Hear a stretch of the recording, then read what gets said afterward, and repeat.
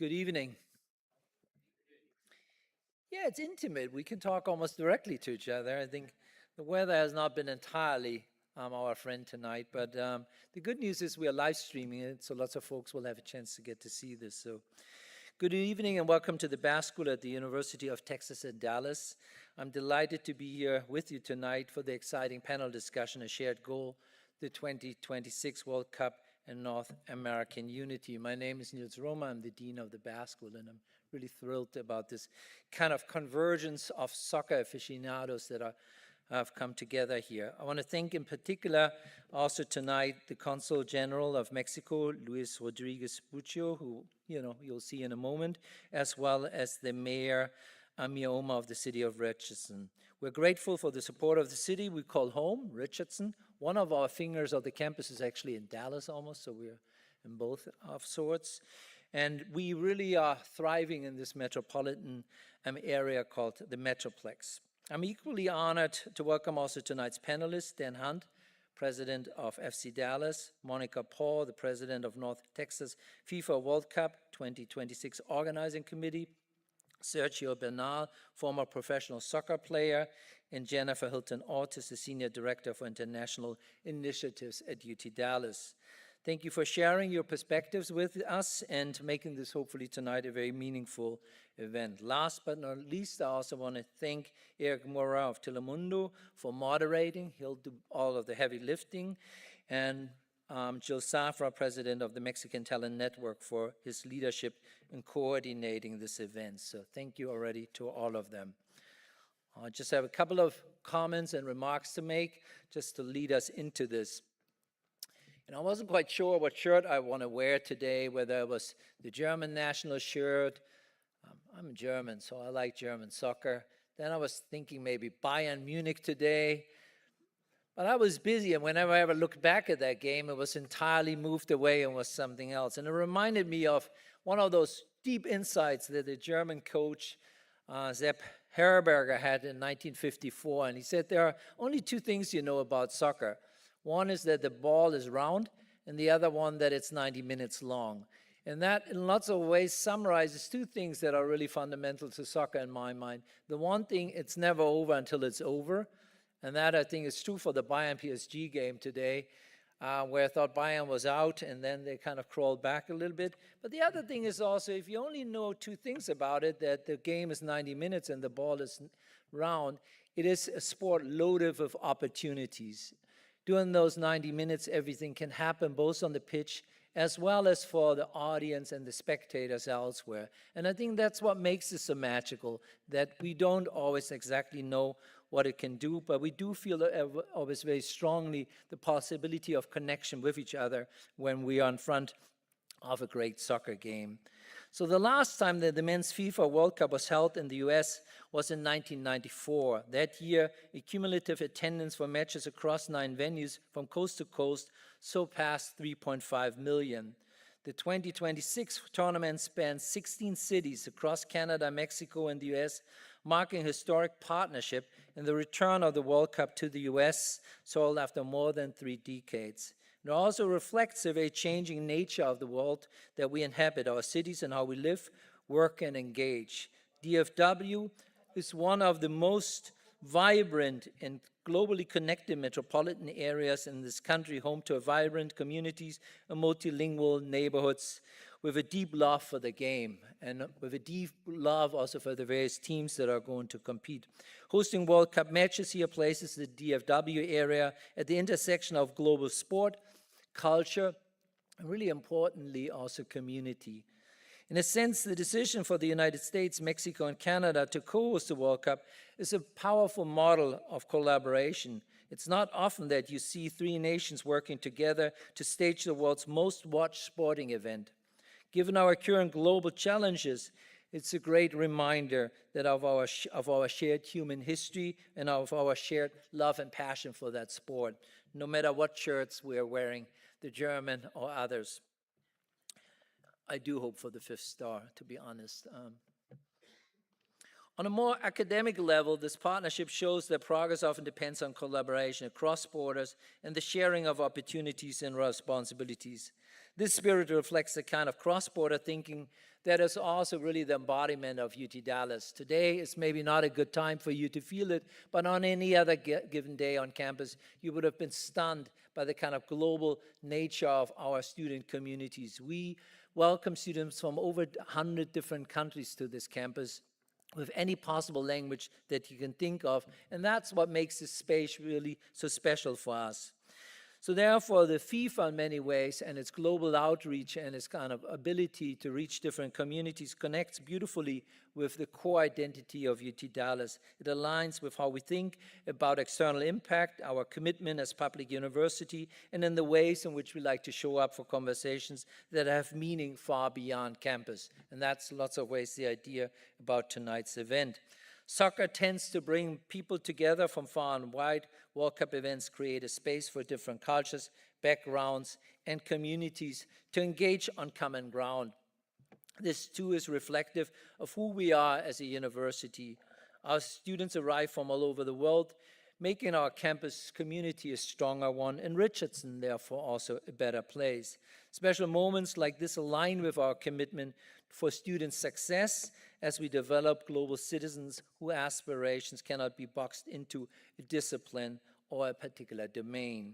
The World Cup is more than a series of games in my mind. It's a lens through which we can better understand one another, and whether it is for the sake of diplomacy or simply enjoy the game with strangers from around the world. This World Cup is a coming together of nations, people, and ideas. We choose to host this event because universities are meant to partake and convene in these conversations among people and communities. It reflects our commitment to academic and research convergence, but also to engagement with the wider community that we have invited for tonight. Events like today and partnerships like these, like the World Cup, build bridges among academic world and communities, driving conversations that make us feel better together despite our differences. That is the magic of the World Cup. Thank you again for joining us. We're going to have a great time together. Thank you.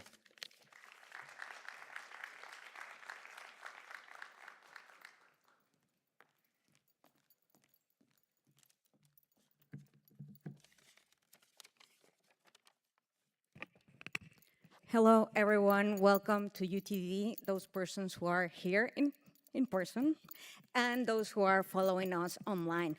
I'm very, very happy to be here because I'm a true soccer fan. Well, first, I just want to kind of share the story behind this event, because I'm a historian and I love to tell stories. So I'm going to share how this event basically came to life, or it started. But first of all, I want to thank to all the people who have helped and contributed for making this event. I cannot name everyone, but they know who they are, and I'm really thankful to all of them. I just wanted to say that in 2020, I returned to the University of Minnesota. I studied my PhD at the University of Minnesota. After kind of a 2-year hiatus in which I decided basically to leave the PhD for a while. But in 2020, I don't know, probably destiny made me come back. And at that time, one person that I consider one as a sister, basically, one of my best friends, Ana Joana Vergara, she was a teaching assistant for a class given by Dr. Michael Lower, in a class that basically I always, or initially, I called the soccer class. So she and I, at that time, were just ABD, all but dissertation. That but, it's usually underestimated, I have to say. So, when I returned to the University of Minnesota, they welcomed me back as basically the prodigal daughter and asked me what do I needed to finish my dissertation. One thing that I needed is to work as a TA. So Anna, as the amazing human being she is, asked me if I wanted to co-teach the soccer class, because unfortunately that same summer, Dr. Michael Lower had been diagnosed with cancer. And I have to say that I needed to go back to the university and finish the PhD, so I needed kind of that class. But when she proposed to me teach that class, I didn't like it. Actually, I kind of felt insulted because I didn't know what soccer could tell about history. And to my surprise at that moment, it was the most popular class in the history department. We had 86 students at that time. And I was very conflicted because colonial Latin America, for example, only had 13 students. So I was basically wondering why.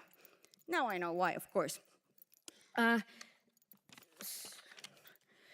so, so even though I basically complained throughout the semester because I didn't want to teach that class, in the end, I ended up loving it. Not liking it, but loving it. So instead of calling it the soccer class, I ended up calling it the name that Dr. Lower had put to the class, which was Around the World with the Beautiful Game, because indeed, soccer, it's a beautiful game.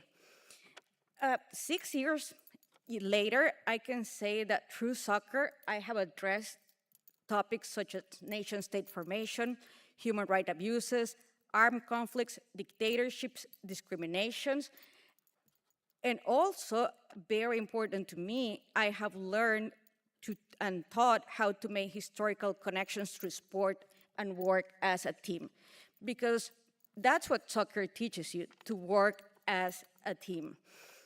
And soccer has a universal language. That's why it's the beautiful game, and that's why it appeals to everyone. Everybody can be part of a team. You don't have to have any perfect weight, size, anything. I think that soccer is very democratic.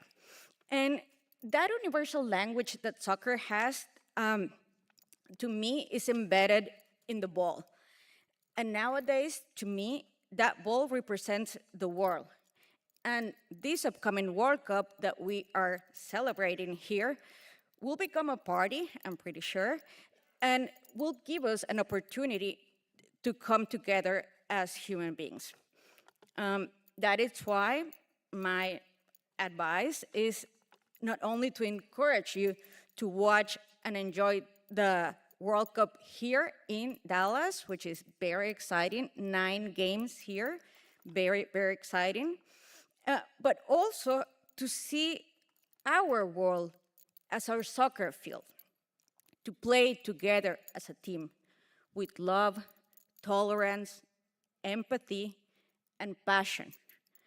And not to reach the World Cup, but to reach a more important and a shared goal, peace in the world. Thank you so much.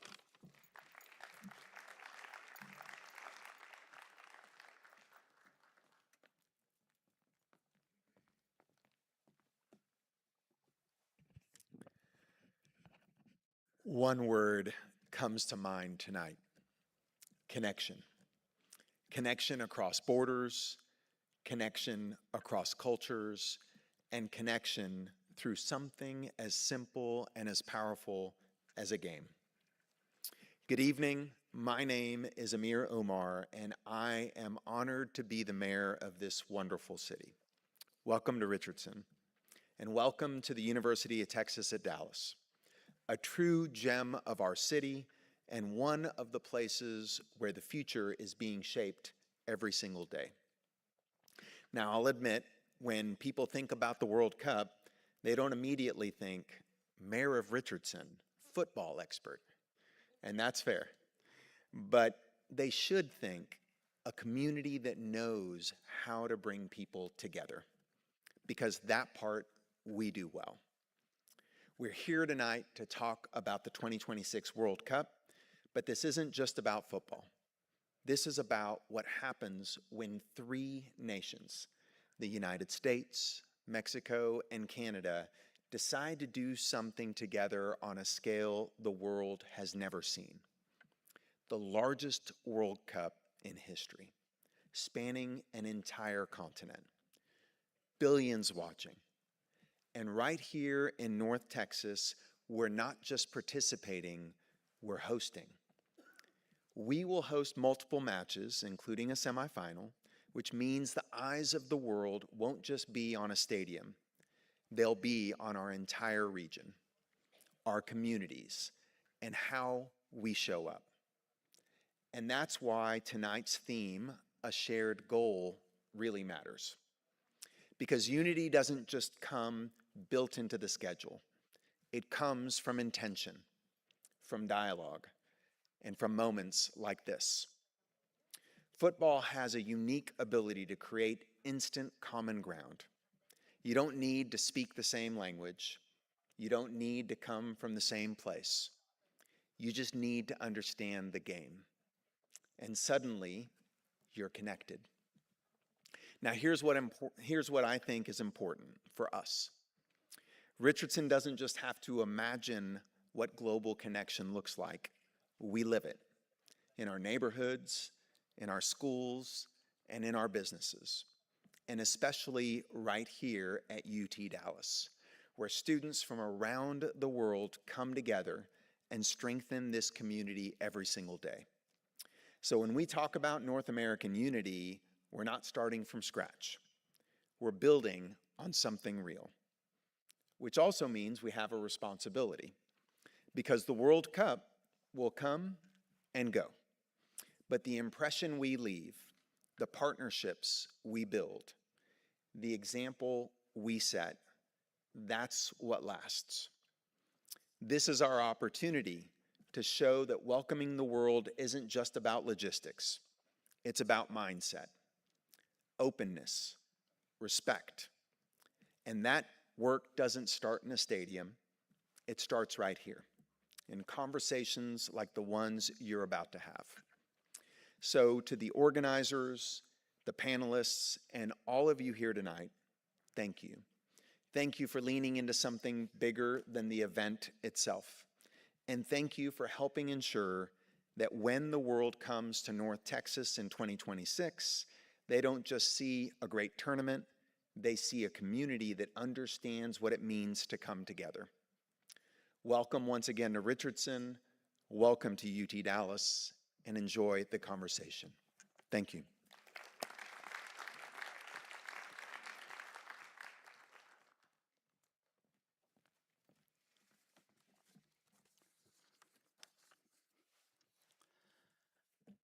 Good evening, everybody.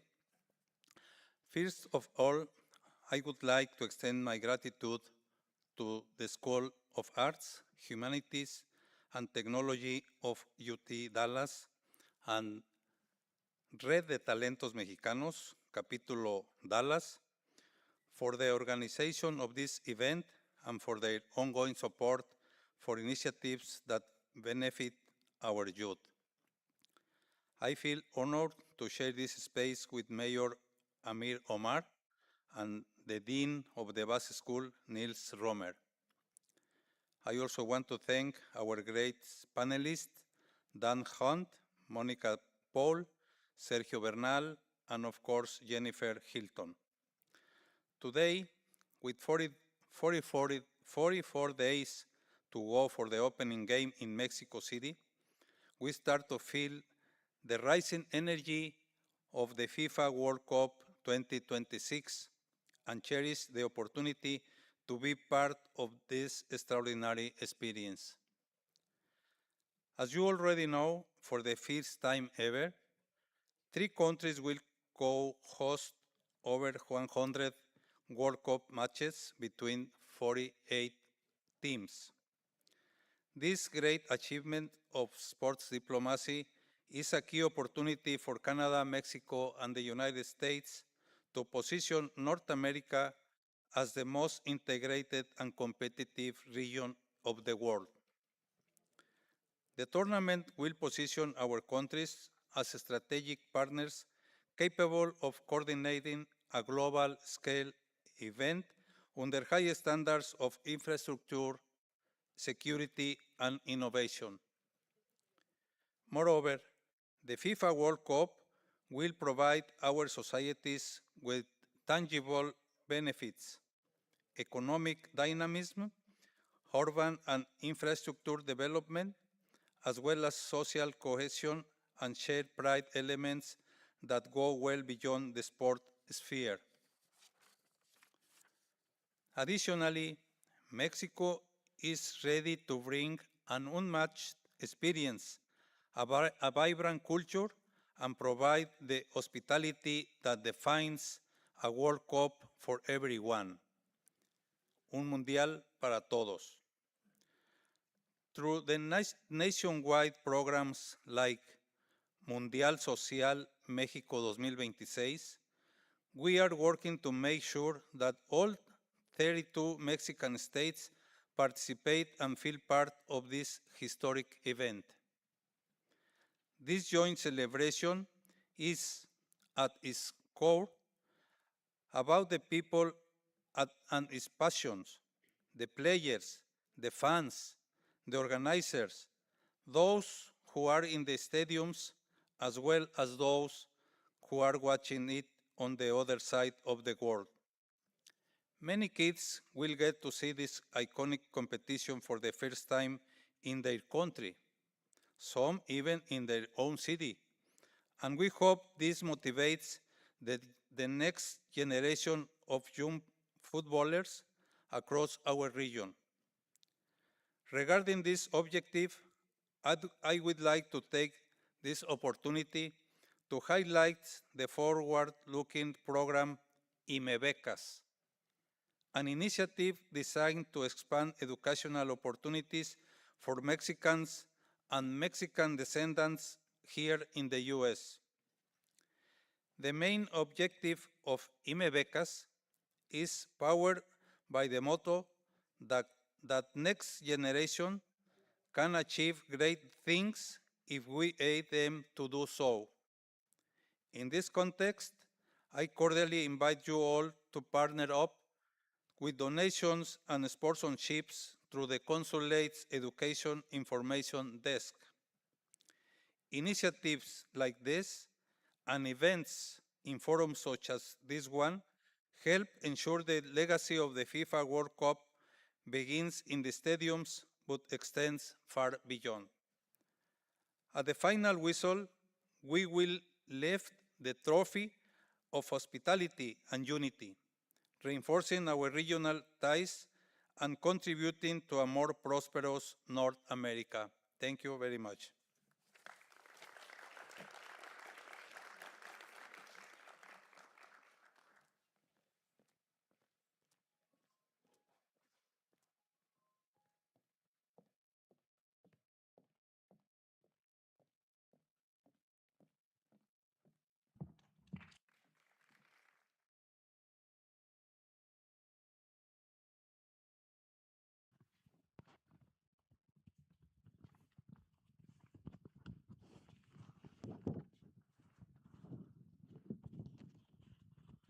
Hello, everyone. Thank you for being here with us. My name is Eric Mora. I'm representing Telemundo Dallas. We are the official station in Spanish for the World Cup 2026. So if you want to really enjoy the World Cup with the passion that it should be enjoyed, watch Telemundo, please. And we're going to have all the different games broadcast in Telemundo. First of all, thank you so much. I would like to welcome all of you to this panel. We're going to be talking about the World Cup. And really important conversation, a shared goal, the 2026 World Cup and North America unity. As we look to 2026, North Texas is getting ready to become a global stage for one of the most important sporting events in the world. But beyond the games, the World Cup represents something much bigger, way bigger. Economic opportunity, cultural pride, international collaboration, and a unique chance to bring communities together across borders. Today, we're joined by an exceptional panel of leaders in the sports industry. First, thank you, Monica Paul, Director of the Dallas Sports Commission and President of the North Texas FIFA World Cup Organizing Committee. Jennifer Hilton Ortiz, UTD Senior Director for International Initiatives. Mr. Dan Hunt, President of FC Dallas and co-chair of the North Texas FIFA World Cup Organizing Committee. Sergio Bernal, mucho gusto en tenerte aquí con nosotros. Former professional goalkeeper, you can, I know you recognize him from Pumas de la UNAM in Mexico. Thank you all for being here with us. And I'm going to start with you, Monica. Let's start with this panel. Could you please walk us through how Dallas secured its place as a World Cup host city and what the journey looked like for with FIFA? What was the main challenge and how did you guys overcome it?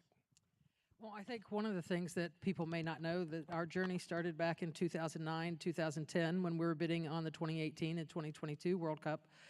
This was just in the United States, and while we weren't successful, Russia and Qatar hosted those World Cups. It allowed us to build a foundation, I think. And when we weren't selected, kind of had to look ourselves in the mirror and be like, okay, what do we need to do as a city, as a country? What do we need to do to build our soccer infrastructure and show that we're ready to really host international and World Cup soccer? So we started not only on the grassroots level, but put together a pretty solid plan to partner with the Mexican national team. We're the only city that has an MLS team, NFL team, and a city that partnered together to have an annual event with the Mexican national team and continue to elevate that. But that call came in 2017 of, hey, Dallas, are you interested in hosting or bidding again for a World Cup? And I'm like, oh boy, we've only been waiting 7 years for this phone call. Absolutely, to have the honor to host the World Cup, the largest event and be on that global stage, I think was very important for us. So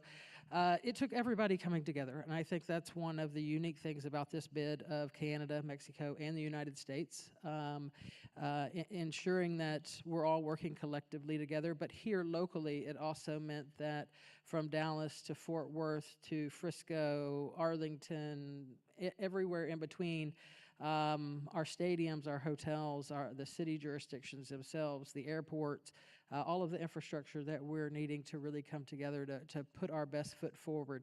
This bid is a little bit unique in that you're fighting for your country to host the World Cup first. And that was awarded in 2018. And then we had to wait a little bit due to the pandemic to become actually named a host city, which occurred in 2022. So at that point, from 2018 to 2022, you're really, how do we ensure that Dallas and the North Texas region, and I think a lot of things went into it. We've got great partners that I've already kind of mentioned and stakeholders. But you look at the facility that we had, the fact that we have hosted many, many major events. I think our central location, the connectivity with the DFW International Airport, as well as Dallas Love Field, the corporate support, the volunteerism that we have here, a lot of the infrastructure already built. I think our soccer heritage, I think, this great co-chair that I have here as well is a big part of that and a big reason for even what his family and his father did for the sport of soccer, as well as 1994. And I think we're really excited to be able to expand upon that. And that is my next question, and I would like to talk to you, Dan. Really nice to see you again. We see each other like a lot, covering the FC Dallas. And as Monica said, your family played an amazing role in growing soccer in the U.S. from your father, Lamar Hunt, helping to bring the 1994 World Cup, develop the MLS as well back in the 90s. And to you, your brother, Clark Hunt, your family, now with the 2026 World Cup coming to the U.S., how does that journey feel for you personally? Yeah, well, first off, thank you for being here. I know it's a little rainy outside, so it's great to be with you tonight. We have been the big benefactor in Dallas and the United States from World Cups. 66 final happens, and my father Lamar immediately decides that his hometown of Dallas, Texas, was ready for professional soccer with the Dallas Tornado, which started in 1967. And while that league eventually went out of business, the 94 World Cup happened here with the promise that we were going to bring major Division I professional soccer back, which is what we did with Major League Soccer. And that's what launched the then Dallas Burn and also the rest of the league. Having the 2026 World Cup is something so special.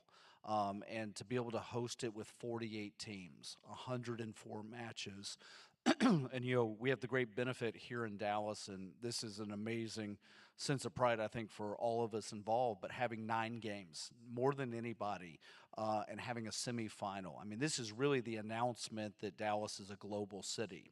If you live here, you know it.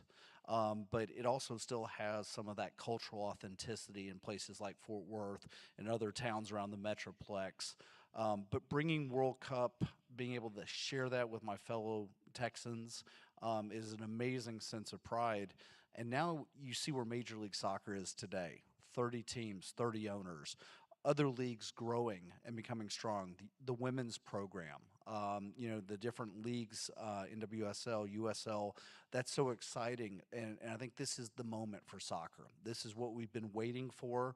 I think the leagues will catapult forward, attendance will rise, viewership will rise.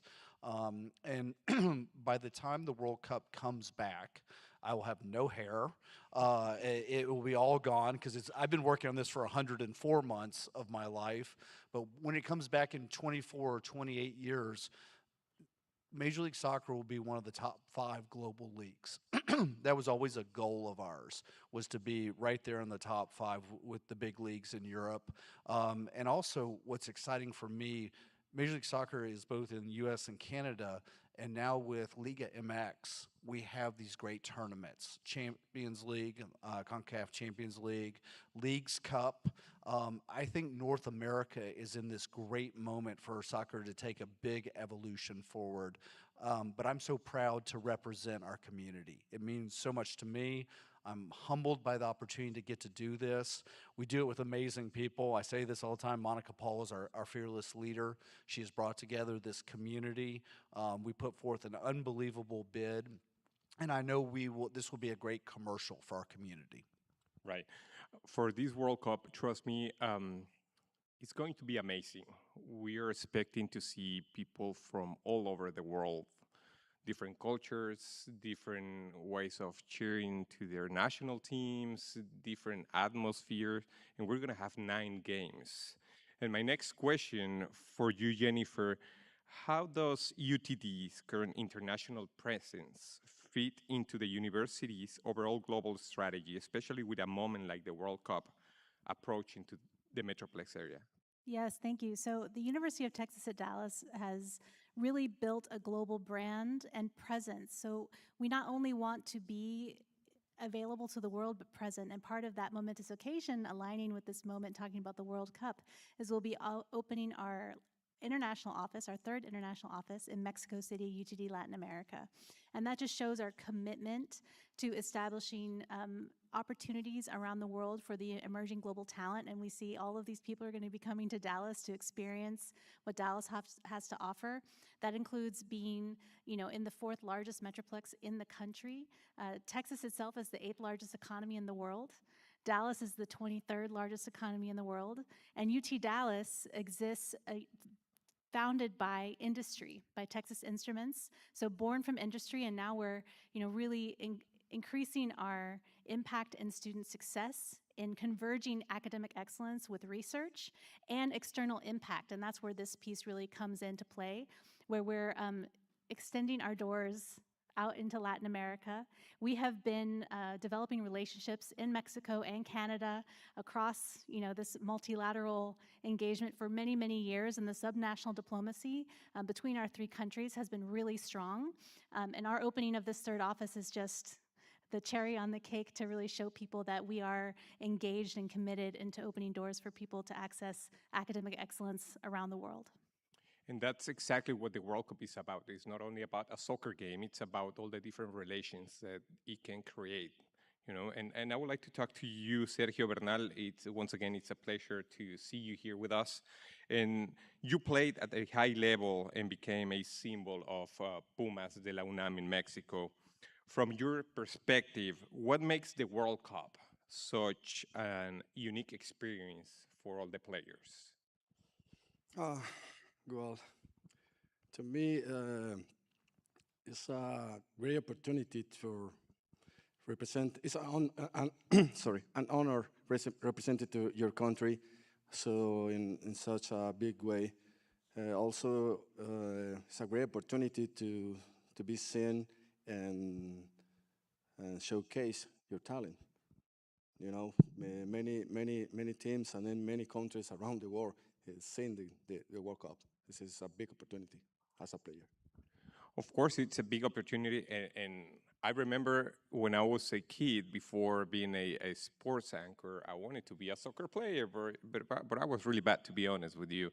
I was a defense, but my goal always was to be in a World Cup, and I'm pretty sure that the goal, the dream for all different players is to be in a World Cup, and I'm sure for you it was also an opportunity to be in one of the best teams in Mexico and being close to these amazing players. So I'm pretty sure that a lot of the players are, creating their dream become true. Actually, by the way, Hugo Sanchez played from Dallas Barnes. He said Dallas Barnes a long time ago.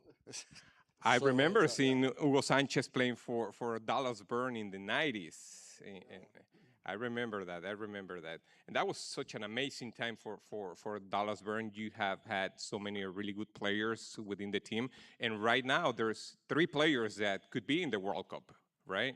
Yes, we're very hopeful that Petar Musa for Croatia, Herman Johansson for Sweden, and Dietzen for Haiti make those World Cup rosters. We will have 5 former FC Dallas players that will play for the United States national team, I believe, in this World Cup, including Alejandro Zendejas, who's at America now. But I'm excited. When you look at how many players we've developed over generations, the last World Cup had a number of FC Dallas players.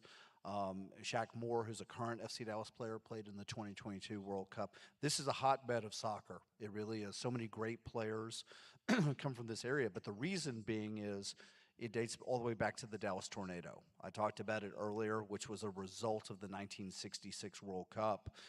Those players played and stayed in market. They didn't leave, and they started these youth soccer clubs. I played for them. My brother Clark played. So many great players. These coaches coached at high schools. They had to have another job, but they had created this life for themselves. They got married. They had families here, and we hear this all the time. It's, great players, best players come out of Dallas. Great players come out of Dallas because of the ecosystem that was created because of a World Cup. 94 then created even better competition, and Major League Soccer took off, and we were a product of that. And my brother and I are traditionalists in the game. We believe you develop your own talent. You do go get other talent around the world. It's a global game, and that's the beauty of the World Cup, is so many nations come together, so many different populations, and you get to see their passion for it. It really is obviously the #1 game in the world. And again, the fact that we get to welcome all these visitors here and show off not just our stadiums, and we have amazing stadiums, and our museums, but also institutions like this. I mean, this is a leading institution, and I'm hopeful that it will inspire a number of the students here in engineering and technology, how they can build the next great stadium or the next facility or build the great next sports tech company, right? Because I've talked about this before. It's no longer the eye test only. You have to have all these measurables that we watch all the time, all these statistics, and how we train athletes better to be top players like this guy. And I will ask you in a few more Mexico. minutes. The best player in Mexico? Hugo Sanchez? Of Yeah, course. definitely. Yeah. Hugo Sanchez, yeah, definitely. He's one of the best, or he was the best player in Mexico. I will ask you in a few more minutes about the efforts that all the players have to do in order to become professional. You're a pioneer on academies here in the United States, not only in Dallas, and you have a chance to see all the players train every single day. So I will hold on to that question. I will go to you, Monica, from your perspective. What still needs to happen for soccer here in the Metroplex area to fully become one of the top sports in the United States? Well, I think you're going to see through this World Cup, we're kind of maybe known for our American football or basketball and our Friday night lights, but I think one of the things I'm most excited about is being able to introduce soccer to some of those people who aren't following it, to become that next fan, or for young kids really to be able to experience soccer. Dan and I have, talk about mini pitches, being able to put those up in underserved areas or provide access for kids to go out where they may not have a safe space to play, to introduce them to sport. They may not become the next professional athlete, but the values that growing up in sport and playing sport and the teamwork that goes along with it, I think are very important values for kids to grow up in. And there's so many areas that they don't have places to do that. So we're excited, about those opportunities. I think we can see some growth in even access in middle school, to have soccer in middle school. Additional, professional teams. We want to see the growth of FC Dallas and our professional teams. I think you're going to see growth in even the college landscape. And for me, I'm excited that we have Dallas Trinity FC here. They're going into their second season of our women's professional team. There's no secret that we're right in the middle of a Women's World Cup bid for 2031. It would be an extreme honor to host this World Cup. We know the world is watching us.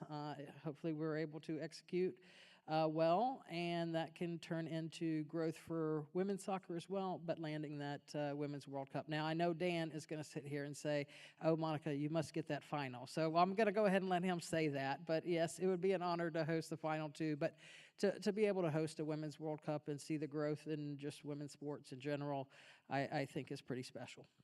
I will go with you, Jennifer. UTD is planning to open an office in Mexico as part of the global expansion efforts.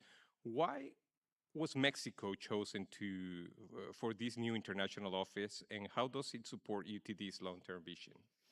Yeah, so we have been developing collaborative relationships in Mexico for quite a while. We have a very strong relationship building right now with Universidad Autónoma Metropolitana. We've had very close relations with the Consul General here in Mexico as well. And we understand that there's a big talent pool from Mexico, from Latin America, and that economically Mexico represents such an important partner, such an important pathway for business, both for Texas and the United States. Regardless of everything going on in the world, those relationships remain really strong, those pathways remain strong, and we're all about opening doors to opportunity. We want every student and professor to have those pathways to look for academic experience, research experience, and we know that these relationships among our countries are really going to make that stronger. So we have 160 academic programs here at UT Dallas at both undergraduate and graduate levels, 30,000 students strong, and we have that technology focus. Even our host here today is the Arts and Humanities and Technology School. So technology is interwoven through all our programs. And the talent pipeline is globally moving and evolving, and it's really important from our perspective to be present, and that physical presence is going to show that commitment long term. And how do you think the students in Mexico can benefit out of these relations between UTD and Mexico?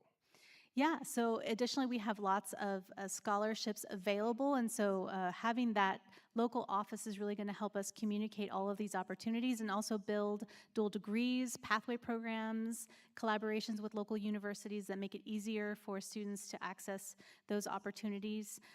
But yeah, we have a pilot program for citizens from Mexico where they can get in-state tuition here. We have the Good Neighbor Scholarship, which is a Western Hemisphere-wide scholarship, which is a full ride scholarship. And we also support from the bachelor's level direct admissions into our PhD and doctoral degrees with full funding. And so all of these opportunities exist, and with these collaborations across Mexico and Canada as well, I will add. So both the Consul General now is newly appointed to our board, and the Consul General of Canada as well. So those relationships and conversations are ongoing on how to bring access to opportunities. Nice. It's going to be amazing. I started in Mexico City, and having the opportunity to get in touch with the universities in the United States is not that simple, but it's very beneficial for all of us. So it's a great effort that you guys are doing. Sergio, would like to go back to you as a leader in the field. What mindset do young athletes or students need to succeed, especially UTD students preparing for a competitive careers? ¿Qué mentalidad crees tú que deben de tener los estudiantes para poder ser exitosos en sus carreras? En español. Como en tú inglés, gustes, en inglés, en francés. en francés, en inglés, in French, English, Japanese, however you want. This is a great question. So, you mentioned a competitive career. So, the life is competitive. The life is competition all the time. So, in soccer, there's a bad and good days. You have to find your goal. Your goal, actually, even this is share a goal, right? You gotta find a goal and then try to be better than the day before. Me gustaría, aquí hay personas que hablan español también, ¿sí?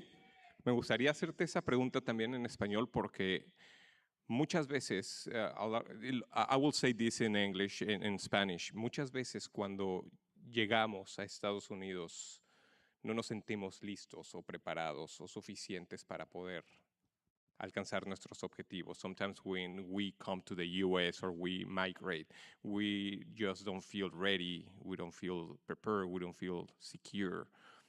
And we need to have this mindset. Tenemos que tener esa mentalidad.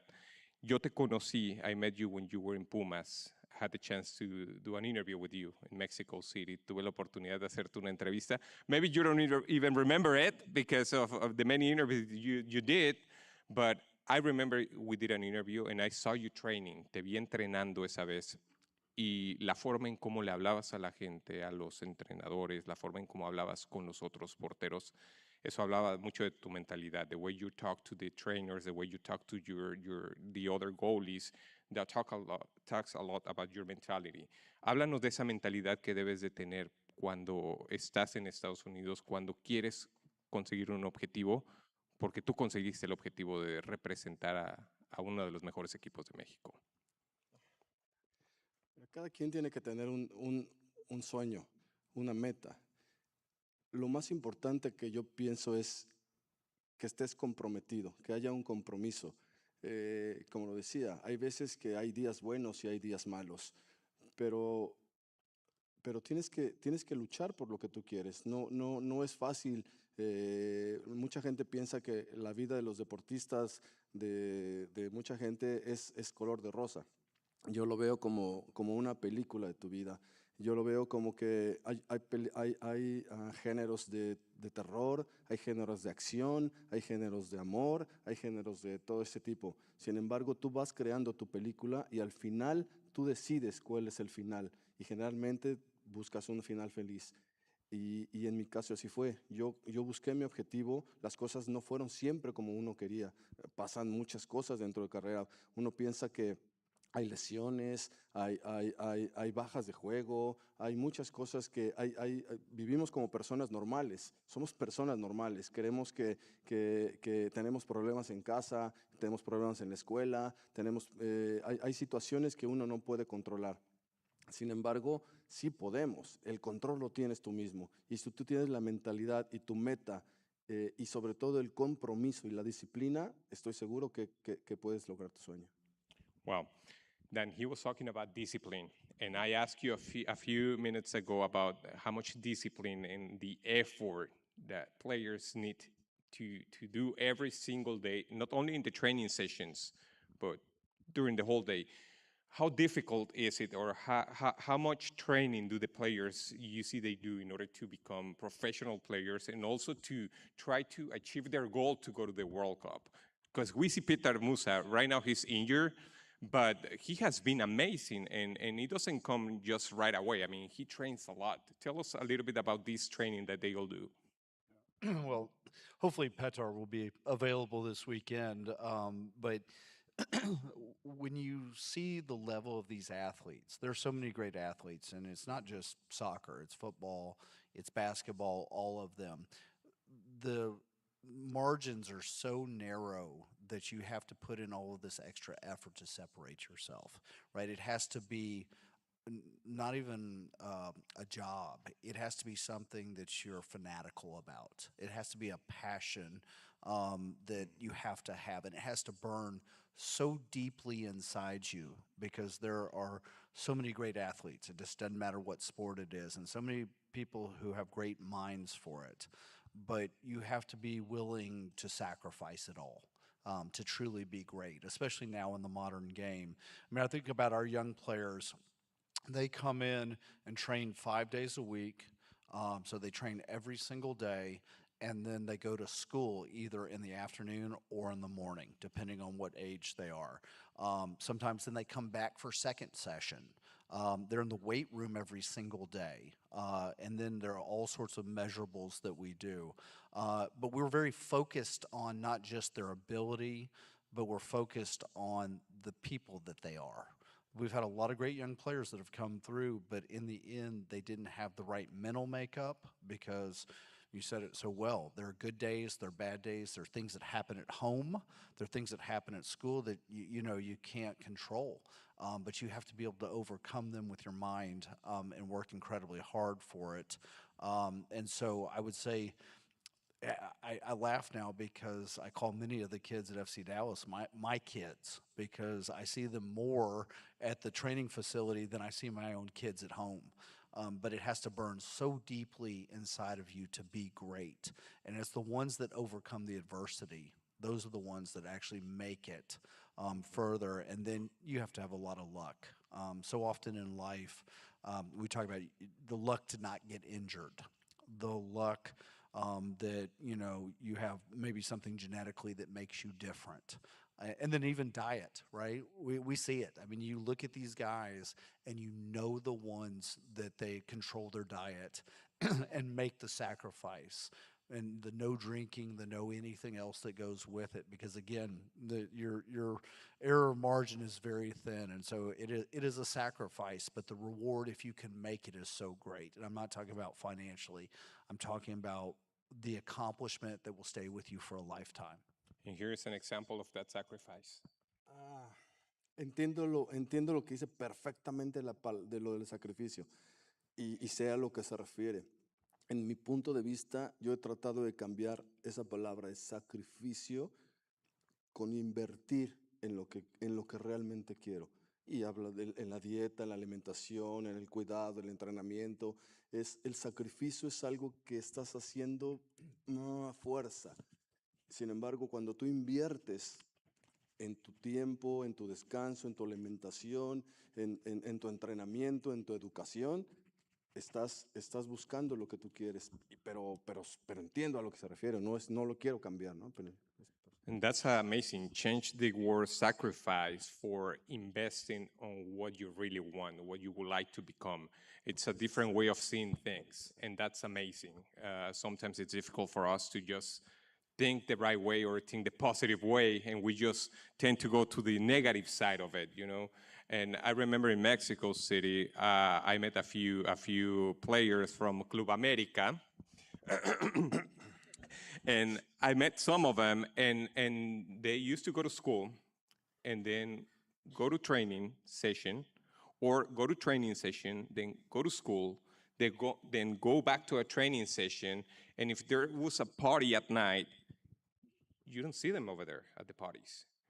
And they were like young players that, of course, they would like to be in parties, having fun. And that's part of the investment, not sacrifice, that you have to do. You have to have the love and the obsession for it. And you're right. You said it perfectly. It's not the sacrifice, it's the investment. That you have to make in this and the commitment and the passion for it. But when you have a whole stadium of your fellow countrymen cheering for you, it's worth every bit. And Monica, you have invested a lot of time, a lot of conferences in making the sports industry here in the Metroplex area grow. There is a huge soccer ecosystem here in North Texas. There is a huge growing cultural diversity. How do you think the sports industry and also soccer is growing here in the US or here in the Metroplex area based on that cultural diversity? Well, I've been here 17 and a half years, and just to see the growth, not only in sport, but infrastructure, everything that this region has become, I'm quite excited to see what the next 10 to 15 years look like as well. But you can see across the board in all sports, even we have new sports that are coming on board. That might not be traditional, but you're seeing the growth and the diversity and the demographics of the type of people that are participating in them. There's new leagues, new teams. You've got addition of what, 3, 4 women's professional sports here. I think it also, and then it also signifies what the growth in our region, what the diversity that we have within our region across the entire Metroplex. And somebody asked me the other day, what do you see in the next 10 years? I'm like, oh, I think it's going to be like borderless in terms of the opportunities that are here for sport to be able to grow. I think partly because of the entrepreneurial spirit that the North Texas region has. And I think not only the fans that are here that desperately follow sport and invest in sport, but you have people who understand the business of sport as well. The World Cup is about opportunities, not only in the field, but also besides the field. And that's my next question for you, Jennifer. With the World Cup bringing so many fans from different parts of the world, how can UTD take advantage of this moment to continue growing globally? Yes, well, actually, if you're at a World Cup game, check out your phones. You might see UT Dallas pop across your screen. We're happy to be sort of in the center of this movement, and also just showing everyone coming in what the opportunities are here and in the region, and really showing them the Texas hospitality too. And besides being a great business location, we're very warm to visitors, and it's not always what people think it's going to be when they come to Texas. Also, you know, UT Dallas is #1 in internships in the state and top in the country for internships, just because we are in the middle of the new Silicon Valley. All of the businesses are flocking here. Technology is growing at a rapid pace. There are so many opportunities for all kinds of people, students, business people, of all levels looking to engage, and sports is the best form of diplomacy, right? It really gets people connected across things that they care about besides their cultural background. They can really engage on what it is to love a sport such as football, right? And so having 9 games here in Texas is so amazing. We hope that we get some attention to University of Texas at Dallas. What we offer is really an industry-based, practical-based university that's really trying to equip the generation of the future. Our current tagline is "The future demands different," right? Things are moving in a very fast pace, and people also need to be able to move. And we hope we can be one of those facilitators of movement, of mobility, because we really believe in giving the capacity for the new global citizens, the new generation of people who can move across these borders and share their knowledge, share their expertise, share their industry with others, so that as a global economy, we just get better. My next question is for you, Dan and Monica. A lot of people see soccer as just a sport. Say they see soccer as a way of entertaining, but there are also some other opportunities besides the field. I know you are really involved with what's going on in the field, and you, Monica, are involved with what's behind doors, what something different for UTD students and for people that are not involved in the sports industry. What are the opportunities that they might have during this World Cup, and what can they take advantage of? Well, first off, sorry, there's been a lot of opportunities to be volunteers in this World Cup. We had, what was it, almost 50,000 submissions for volunteers with 6,000 selections. You know, I think about it in a much broader way, which is you guys are at a fantastic institution here. And one of the things that I've been most proud of in my life is people coming up to my brother Clark or myself. We would be traveling, and somebody would say, "I just want to say thank you," or I want to thank your dad. I got to have my dream job. I got to be a coach. I got to be a player. I got to be a trainer. I got to be an architect working on stadiums. And institutions like this one, again, I talked about the engineering department here, also technology. There are so many great things, and this is actually a gigantic institution, and it will touch avenues that I will never think of. But I think the World Cup being here will create jobs. Soccer will grow, these leagues will grow, it will continue to spread around, and I think it will provide more job opportunities for students. Whether you work at a club or you work at a firm that we employ. We employ so many technology companies right now at FC Dallas. We employ multiple architectural firms right now working on 2 stadiums, general contractors that are building our stadiums right now. And as we try to add fields throughout, the Metroplex, there'll be firms that design and build these for us. And so I think if there's any takeaway, and one more thing is, I think the media landscape will grow. How we consume content, how we watch, whether it's online. Our big partner right now is at Major League Soccer. Obviously, World Cup has viewership rights. And so I just think there's a million different avenues for students to, be touched by the game of soccer. And it's not just the sport of soccer, which I love so much, it's other sports. They will continue to grow. That's the inevitability of this. And there'll be job opportunities there. And as they become more international, like soccer is a global game, and we touch so many countries, but the NFL is growing at such an astonishing rate, and so is the NBA, that I think skill sets learned at schools like this will help not only those leagues or your hometown team, but there are applications that we could never dream up that one day a student here will develop.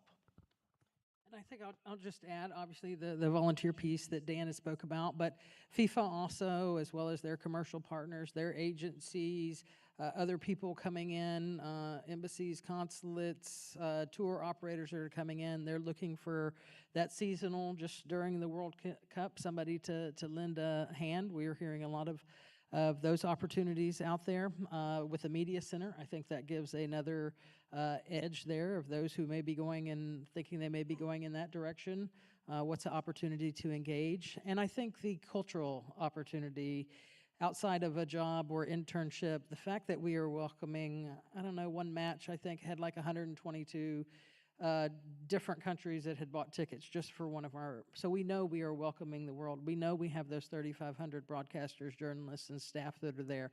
The opportunity to engage in that and, learn about other cultures, roll out our Texas hospitality. This is a kind of a once-in-generation opportunity. So I think you have to put yourself, be present, know what is going on, and put yourself in those opportunities to take advantage and to learn across the spectrum of a World Cup.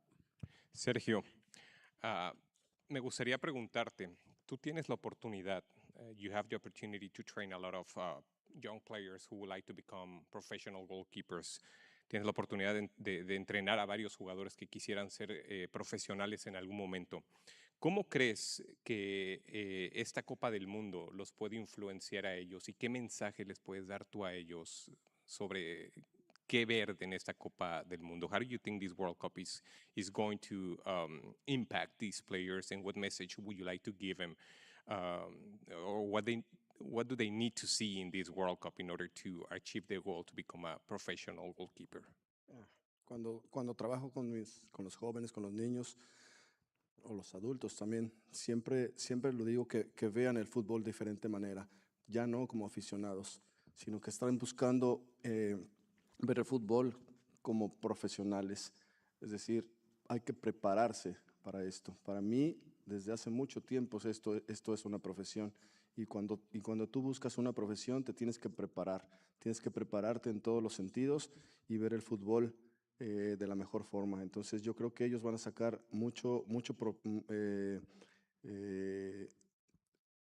ventaja de este mundial, mucha ventaja porque vienen los mejores porteros del mundo, vienen de los mejores equipos del mundo y ver los partidos como porteros es diferente que verlos como aficionados. Entonces, lo más importante es prepararse y seguir aprendiendo.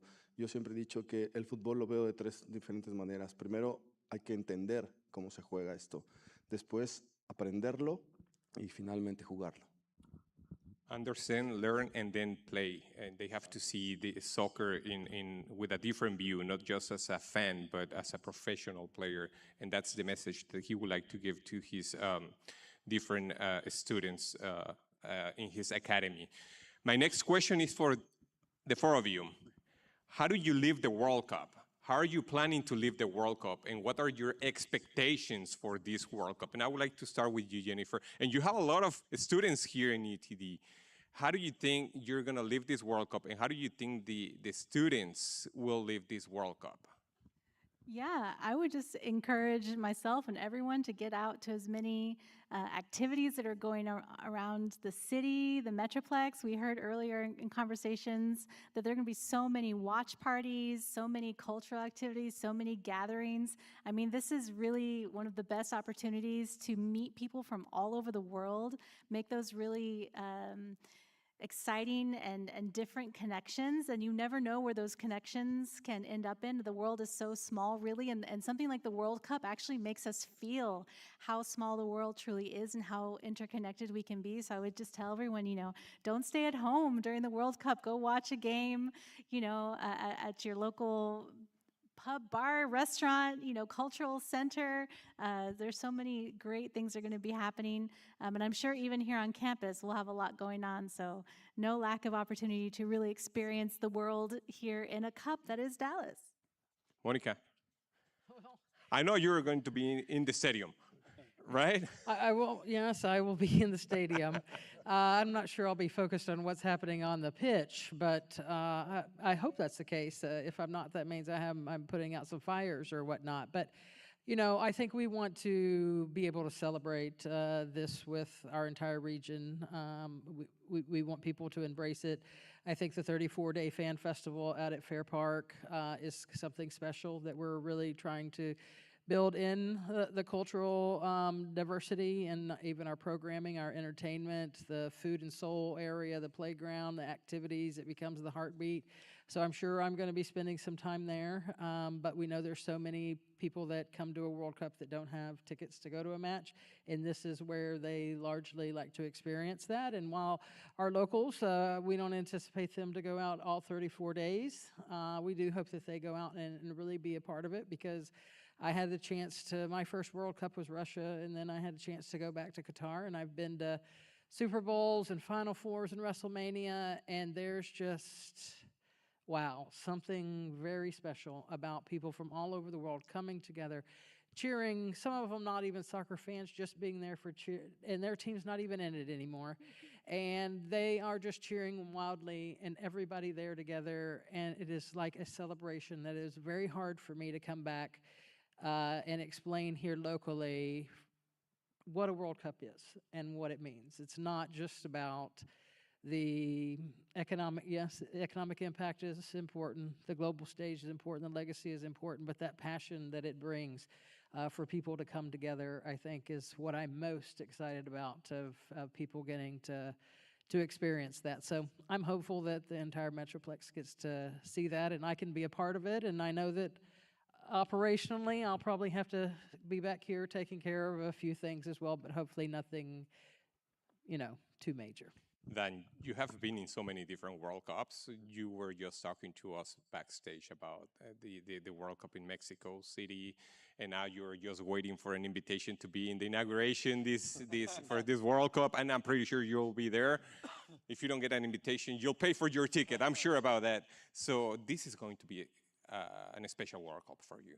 Yeah. I've had the good fortune of going to every World Cup since 1986. I've seen 130 World Cup matches about, and my most was 1990, actually, in Italy. I saw 22 matches, drove to 21 of them. and I got 35 days with my mom and dad with no technology. And those are the memories I hope that others can have with their friends and family. I mean, I always talk about my big hopes of World Cup. I want the United States to produce the next Lionel Messi. I hope this inspires that kid that chooses soccer as a sport. I hope it grows the game we love. I hope it grows North American soccer, U.S., Mexico, Canada. But I hope for you all that you are able to create lifetime memories. I heard there's a pub on campus. I actually want to come to watch a game at the pub here.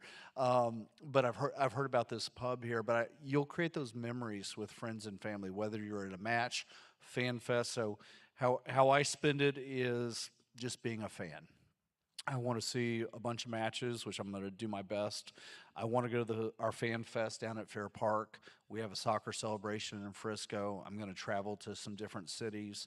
I'm going to be cheering on the United States, but I'm also going to be cheering on the game, right? Because it's these legendary moments that you see and experience. I mean, I think about my first World Cup in Mexico, going to see France and Brazil play in Guadalajara and play to penalty kicks. I mean, that for me was one of those pinnacle matches in my life, to see that greatness. And we talked about it backstage. I fell in love with the World Cup soccer in 1986. I liked it. I played it. My brother was playing at SMU.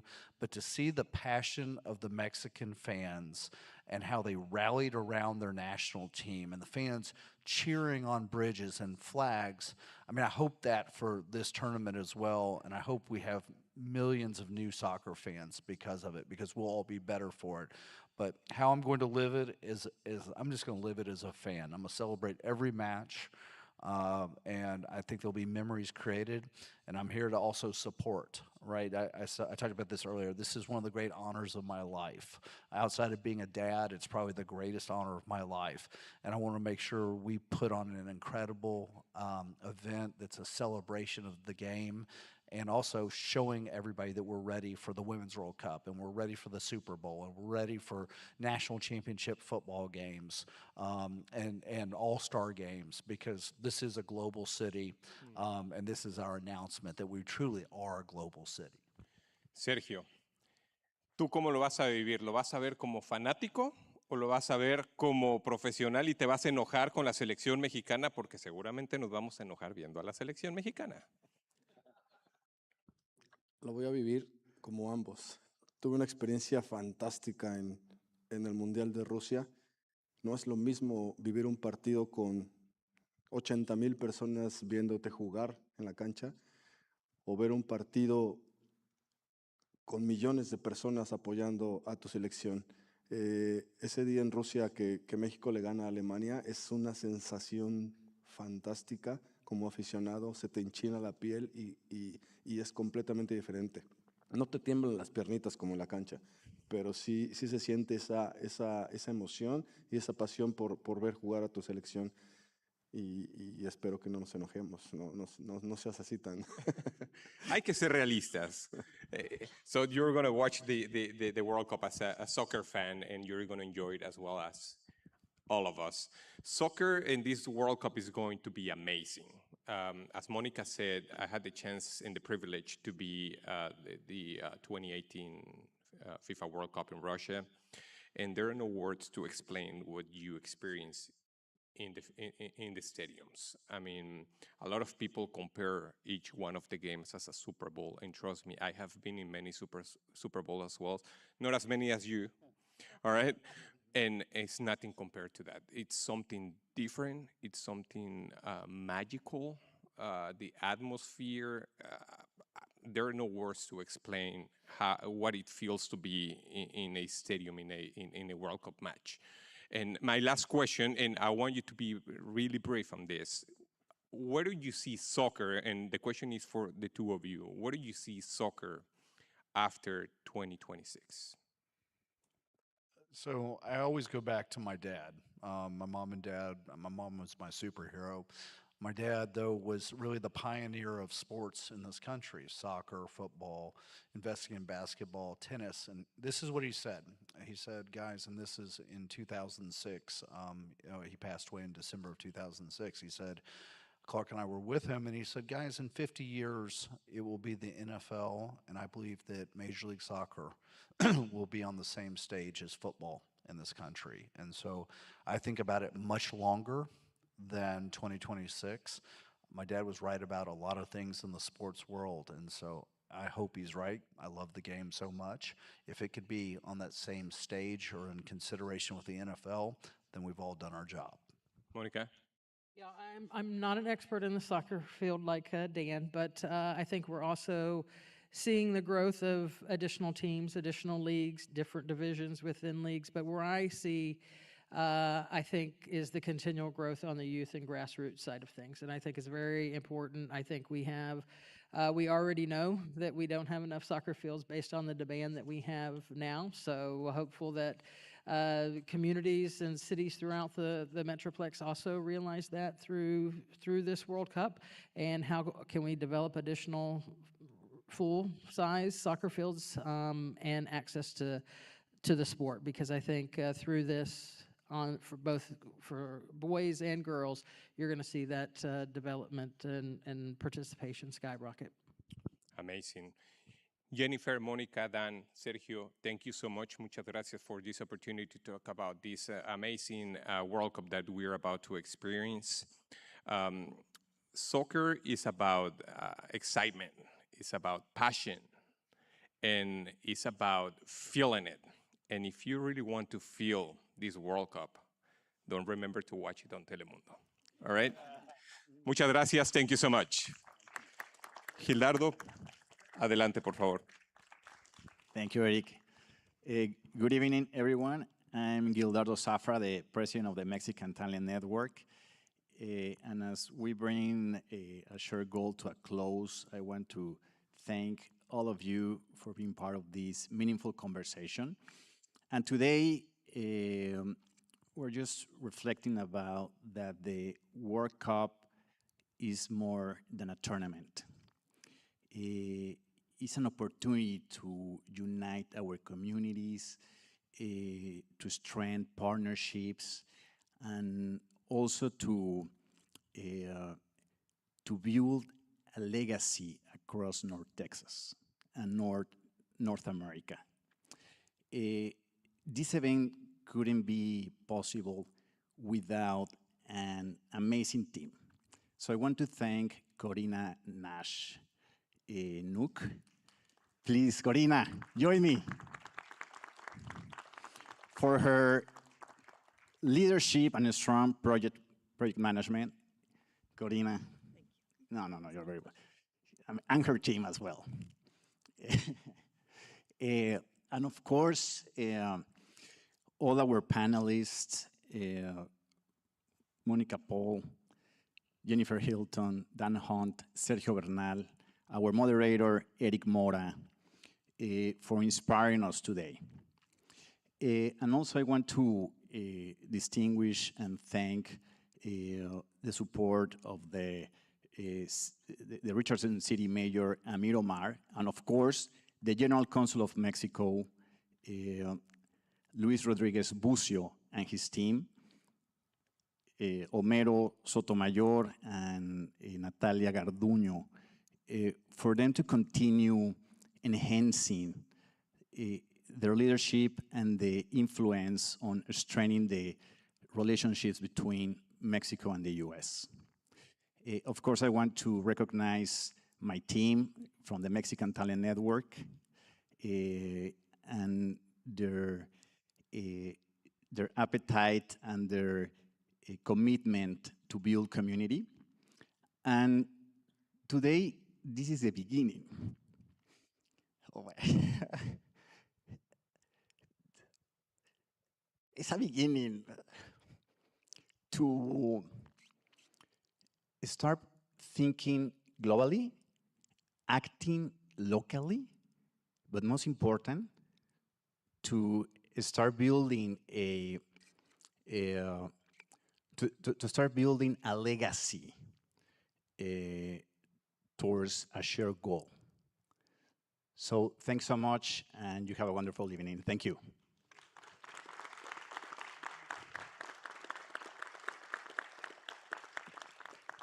Thanks for coming.